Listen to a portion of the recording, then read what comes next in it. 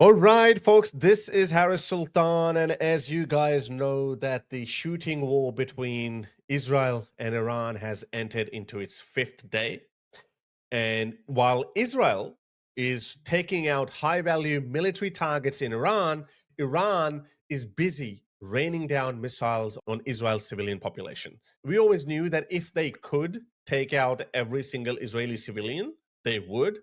But there's one thing I couldn't help but notice, that how they overplay and exaggerate the war in Gaza, because obviously they cannot retaliate against Israel. But then on the other hand, they're actually downplaying the damage in Iran and overplaying the devastation in Israel.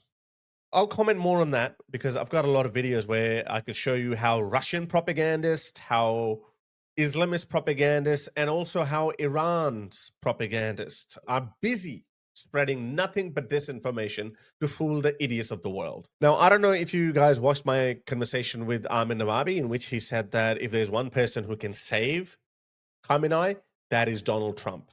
So yesterday's news says that Netanyahu wanted to take out Khamenei, but Trump stopped him from doing so. As you can see that here, Trump told Israel not to kill Iran's supreme leader. The US President Donald Trump rejected a plan by Israel to kill Iran's supreme leader, Ayatollah Ali Khamenei. 3 US officials have told BBC's US partner, CBS News. I don't know if you remember, earlier this year, Putin signed a 20-year strategic military deal with Iran, in which Iran and Russia were going to support each other. Russia can't even support itself. Russia can't even handle Ukraine. After having 1 million military casualties in Ukraine, it still controls less than 10% of Ukraine. I know a lot of Americans, particularly MAGA, is not in favor of regime change operations, but I am all for at least this regime change. This regime has to go. We have to help the people of Iran. And I fully agree with Ted Cruz on this. Have a listen. Do you want to see regime change? Do you think that happens soon? And what would the future look like in that regard? Look, I think it is very much in the interest of America to see regime change. I don't think there's any redeeming the Ayatollah. He is filled with hatred. You know, I'll tell you a story that's a little bit amazing. The former head of the Iranian nuclear program, a man whom many say was sent to meet his maker by the Mossad, the Israeli intelligence forces. He had written in his last will and testament that he wanted the following words written on his tombstone. Here lies a man who sought to annihilate Israel. Maria, think of the level of bilious hate. When that's the only thing you want to be remembered for, is I am such a bigot, such an anti-Semite, filled with so much hate that the entire purpose of my life is to murder as many Jews as possible. That's what we're dealing with, religious fanatics. So it is unquestionably in America's interest to see a secular regime. You know, before the revolution, Iran was a secular country that was an ally of America. I think the people want to go back to that. And we want Iran was a secular country before the 1979 revolution, and there's no harm in seeking to go back to that Iran. Obviously, there are so many Iranians who want to rid this brutal Islamic regime. Have a listen to Raza Pahlavi. The Iranian people realize, and the world needs to realize, that the root cause of the problem has been the regime and its nature. And the only solution ultimately that will benefit both the Iranian people as well as the free world is for this regime to no longer be there. I've been arguing this point from the very beginning, that the ultimate solution is regime change. Now we have an opportunity because this regime is at its weakest point. There's a window in which we can operate and hopefully liberate our country, and the world can finally breathe a sigh of relief that they no longer have to fear nuclear threats, terrorism, radicalization, and so on and so forth. Now, I want to share this really extensive survey that was done a few years ago by the group of analyzing and measuring attitudes in Iran. Why do so many Iranians do not support this Islamic regime, which is a Shia Islamist Islamic regime? Because it's very important to understand the demography of Iran. Even though this regime is a Shia regime, the Shias only make up 32% of the Iranian population. Sunnis make up 5%, Sufi Muslims 3%, atheists 9%, almost 9%, 8.8%, agnostics 5.8% if you include them both, then it's about 13%. Spiritual but not religious, the 7.1. You can also put that in this category as well. So now we are up to 20%. Now, these people obviously do not care about theocracies. They do not care about religion in politics. And then you have Zoroastrians, who are a persecuted minority. Christians 1.5, Baha'i 0.5, Jewish 0.1%. So Shias only make up 32% of the Iranian population. And according to some estimates, only 8 to 10% of the Iranian public supports the current Islamic regime. That is why it is the most unpopular regime anywhere in the world right now. Yet they are ruling a vast country. Yet they're sucking and wasting the resources of a resource-rich country. This is the reason why Iranian people want to get rid of this brutal regime, because they know they have a rich country and they can live rich, prosperous, peaceful lives where they don't have to live in hostility with a country that has got nothing to do with them. Israel doesn't even share its border with Iran. Why live in this hostility? And Iranian people are very different from the rest of the Middle Eastern world. Iranian people have their own unique, distinct culture. I'm not trying to be a Persian supremacist or trying to put down the Arabs. That's not the point. My point is that the Persian people are very proud people and they have their own unique, distinct cultural heritage. And it's so true. Before 1979, Iranian people have enjoyed wonderful relations with the Jewish people for centuries, going as far back as 500 BC to the times of Cyrus the Great. I think only Iranians and Indians have historically never been anti-Semites. And Netanyahu actually said that. So the rest of the Muslim world, the rest of the woke world, they don't understand this or they don't care to know about this. They are just busy spreading their propaganda. Look at this. Islamist propagandists are sharing fake videos to bolster the morale of their pathetic supporters. Look at this. Look at this clown, Al-Faris Emirati. He's saying this is not an AI-generated image or video. This is an airport in Tel Aviv destroyed by Iran. Look at this. And they've superimposed a commentary by some Arab woman just to give it some legitimacy. You can tell it's an AI-generated video. And here we go. There's a community note on it. It is an AI-generated video posted on TikTok on May 27, 2025. So this video is from the period before the current conflict even began. That's how pathetic these people are. But that is not to say that Israel is not taking any damage. Israel is being devastated. Iran is raining down missiles on civilian population. These targets have no military value. Let me tell you this. I'm not trying to be overly sympathetic towards Israel.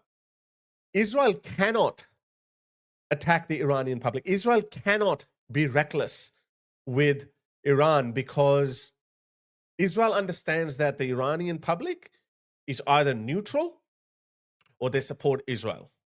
If Israel becomes reckless with its attack on Iranian cities, then it could unite the Iranian public against Israel, which is probably what the Islamic regime wants.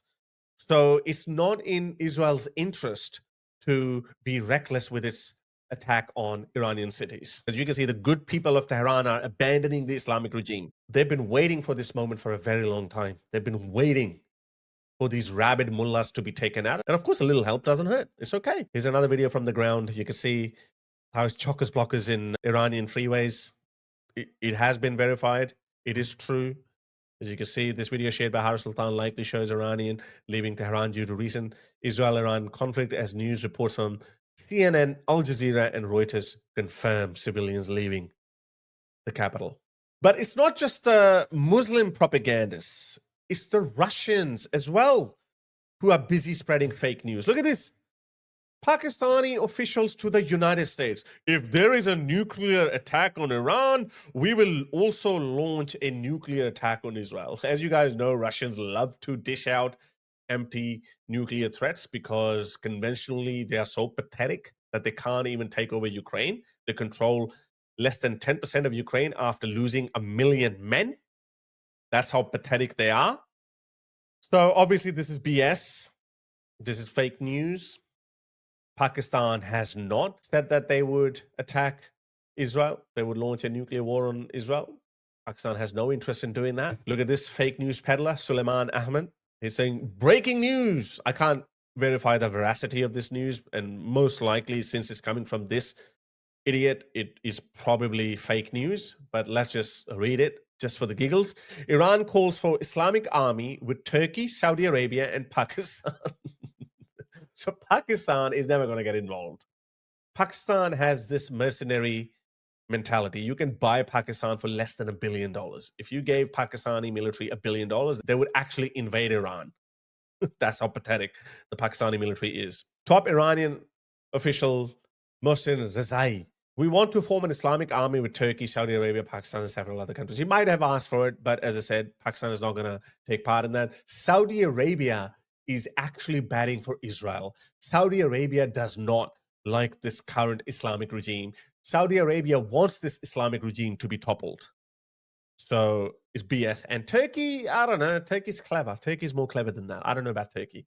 Turkey would, obviously, none of these countries are going to get involved, but I can't put a finger on what could be the reason behind Turkey's rejection of this pathetic plea for help.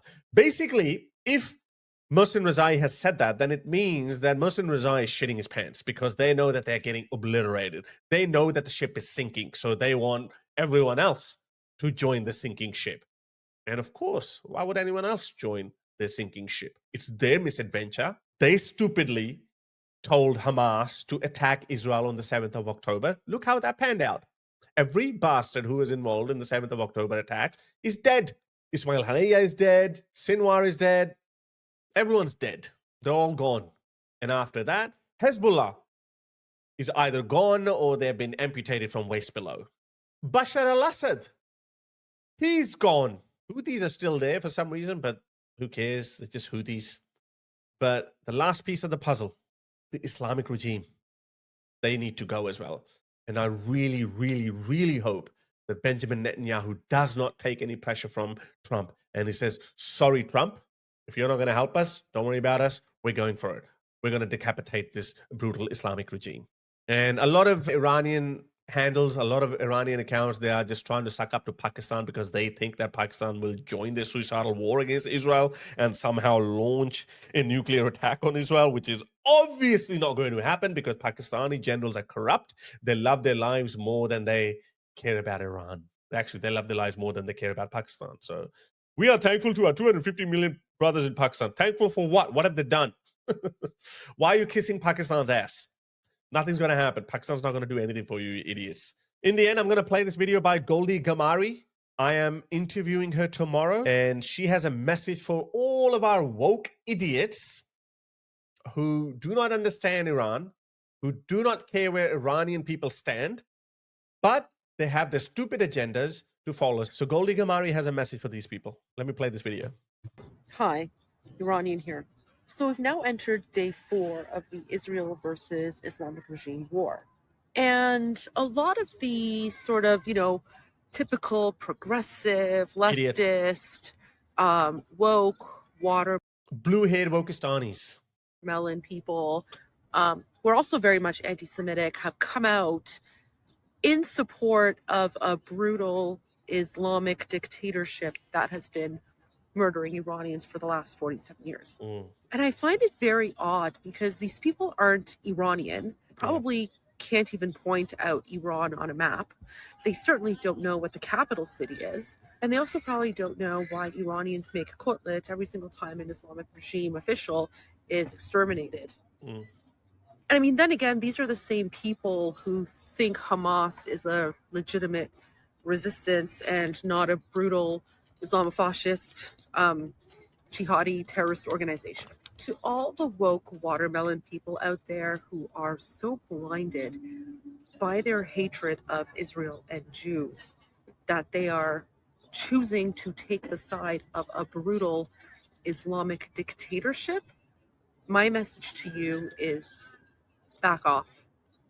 Iranians, we don't need you. We don't need your help.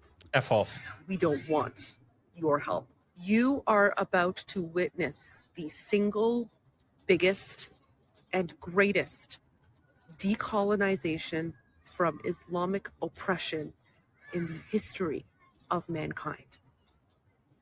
I hope Goldie is right. So I'm no military expert. I am only listening to these people. So obviously I have a bias. I hate this brutal Islamic regime. I have said this numerous times before that I have enormous love and admiration for the people of Iran because they're the only people in the Muslim world who are so sick and tired of Islam and Islamism that they would join forces with anyone who would help them get rid of this brutal Islamic regime. So it is my hope, it is my desire that the people of Iran will succeed in overthrowing this brutal regime. But whether that materializes or not, I don't know. But I really hope so. Anyway, I am interviewing Goldie tomorrow, so hopefully that video would be released in a couple of days, so do check that out. So that is an update vis-a-vis Israel-Iran war. Hopefully, Israel will win. Hopefully, the Islamic regime will be capitulated and they will be dumped in the dustbin of history.